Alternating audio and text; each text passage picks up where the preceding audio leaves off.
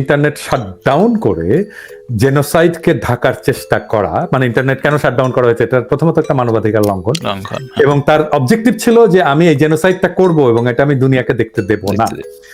এবং এইটাই যে শাটডাউন করেছে সেটার সেই মন্ত্রণালয়ের উপদেষ্টা তো জয়।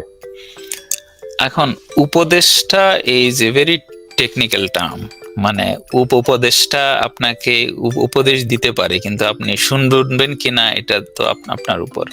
কারণ উপদেষ্টা ডাইরেক্ট চেইন অফ কমান্ডের মধ্যে পড়বে কিনা, I'll have to check, but it's a good question. আমার হাঞ্চ হচ্ছে it will be difficult to pin him down, because advisory roles are advisory roles he can always defend. যে ধরা যাক আমি বলি একটু যে মানে একটা কাজ করা তো একটা মুখে মুখে হয় না, একটা তো নোট চালাচালি হয়, সেক্রেটারি আমলাতান্ত্রিক ব্যুরোক্রেসিতে কিভাবে কাজ করে। হ্যাঁ, ধরেন মানে পলক না ওর নাম, জি পলক যেই নোটটা দিয়ে এটা এক্সিকিউট করলো, তাকে একটা নোট ইনিশিয়েট করতে হয়েছে, একজন ডেস্ক অফিসার ইনিশিয়েট করছে, সেইখানে তাকে লিখতে হয়েছে। হ্যাঁ, এবং আই এম প্রিটি শিওর ওইখানে সে লিখছে মাননীয় উপদেষ্টার সাথে এই বিষয়ে আলাপ হয়েছে, তিনিও সম্মতি দিয়েছেন।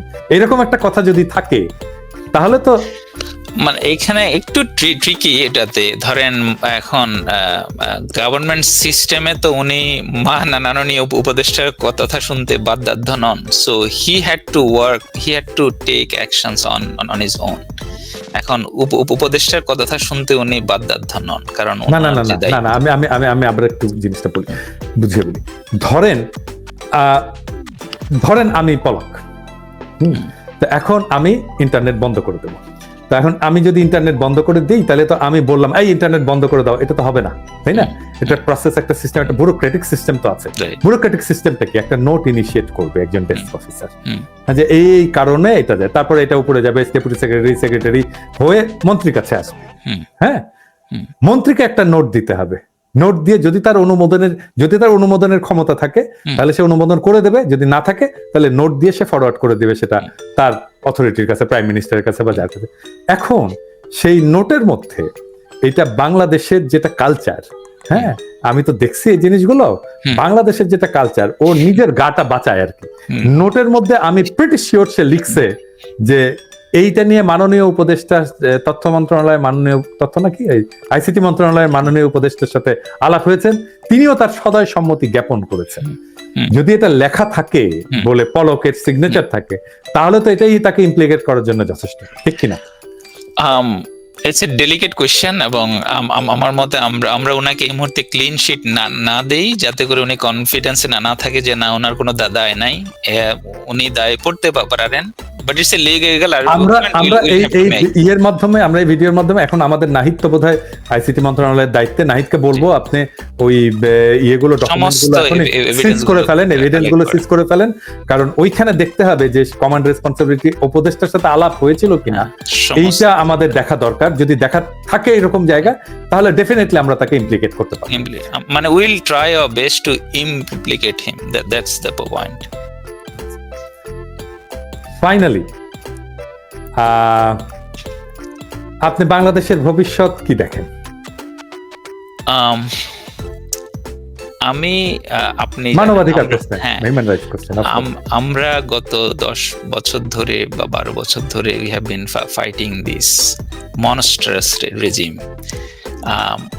আমি আমার ব্লগগুলো, if you read my blogs, I could see what was going to happen.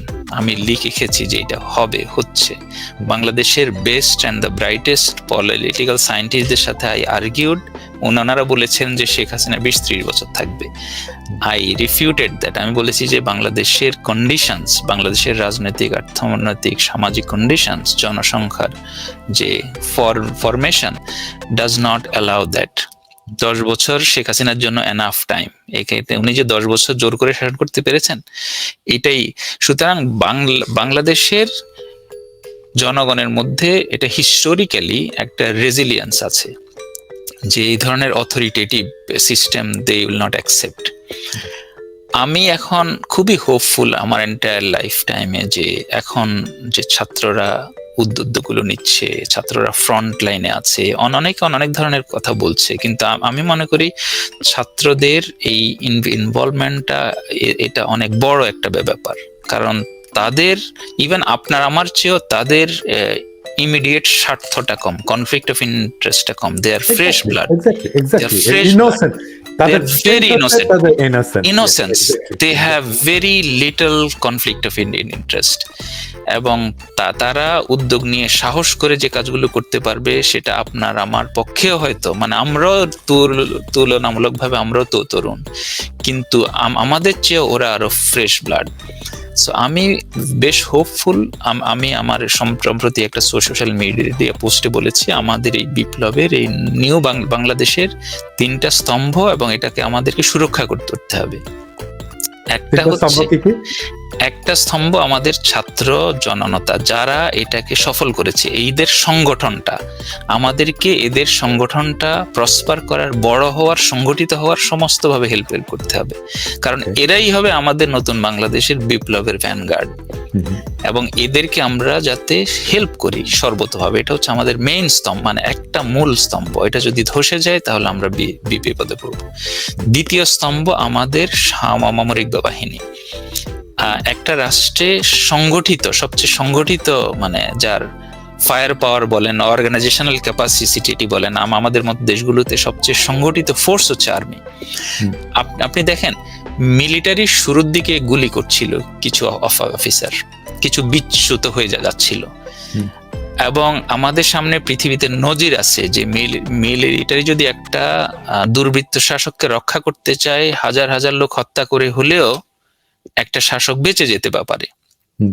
So আমাদের military played a very significant role. ওরা আমাদের পক্ষ নেয় নাই, কিন্তু ওরা ছাত্র জনতার বুকে যে গুলি চালাবে না, এই যে সাহসটা করলো, যে এই যে সাহসটা করে শাসকের মুখের উপর বলল যে না, will not kill our brethren anymore, will not shed anymore blood, এটা আমাদের বিপ্লবকে সম্ভব করেছে, সম্ভব করেছে। The moment they said that no, will not shoot at our people anymore, that's a fundamental shift in the game.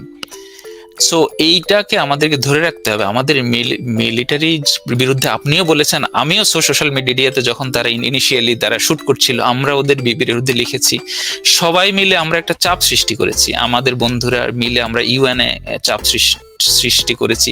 অর্থাৎ একটা combination of force, আমরা দেশের বাইরে আমাদের যে বন্ধুরা আছে সবাইকে মিলে একটা চাপ সৃষ্টি করেছে। ফাইনালি মিলিটারিতে কুল হেডস প্রিভেইলড, একটা ভালো সিদ্ধান্তরা নিয়েছে যে আমরা আমাদের জনগণের উপর গুলি চালাবো না। সো এইটা মিলিটারি যেহেতু জনগণ, মানে একটা দেশের সংগঠিত force, they have the arms and weapons and everything, they have to guard this revolution. ওরা আমাদের বিপ্লব রক্ষা করা, নতুন বাংলাদেশ গড়ার দ্বিতীয় স্তম্ভ। আপনি যাই বলেন, পৃথিবীর ইতিহাসে কোনো বিপ্লব সংগঠিত হয় নাই মিলিটারির সক্রিয় বা নিষ্ক্রিয় সমর্থন ছাড়া। সো এদেরকে আমাদের লাগবে। সো মিলিটারিকে মোরাল ঠিক রাখা, ওখানে কিছু দুষ্কৃতিকারী সাববোটাজ করা ট্রাই করবে, এটা আমাদেরকে রেজিস্ট করা, সব সার্বক্ষণিক রাখা, চোখ রাখা, এদেরকে সাপোর্ট দিয়ে যাও, এরা যাতে আমাদের বিপ্লবের প্রোটেক্টর হয়। তৃতীয় স্তম্ভ আমি যেটা বলি, সেটা হচ্ছে আমরা উই আর ভেরি লাকি যে আমাদের প্রফেসর মোহাম্মদ ইউনূসের মতো একটা লোককে আমরা এই সময়ে বাংলাদেশকে নেতৃত্বে পেয়েছি।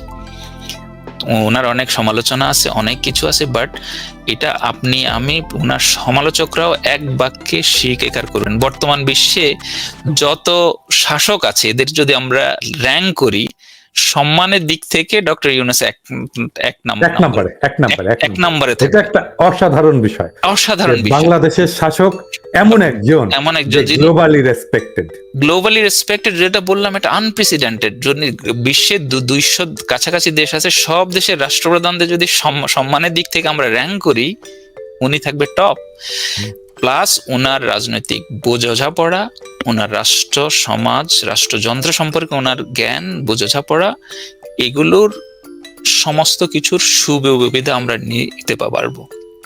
এবং বড় বিষয় হচ্ছে উনি এখন at the fag end of his life, ওনার 84 ইয়ার্স অফ এজ, ওনার হারানোর কিছু নাই, পাওয়ারও কিছু নাই। উনি যে সম্মান সারা পৃথিবীতে পেয়েছেন, বাংলাদেশের মতো রাষ্ট্রের এক্সিকিউটিভ হেড হওয়া না হওয়াতে এই সম্মান বাড়বেও না, কমবেও না। এক্স্যাক্টলি। তো উনার এই পরিস্থিতিতে উনি হচ্ছেন আমাদের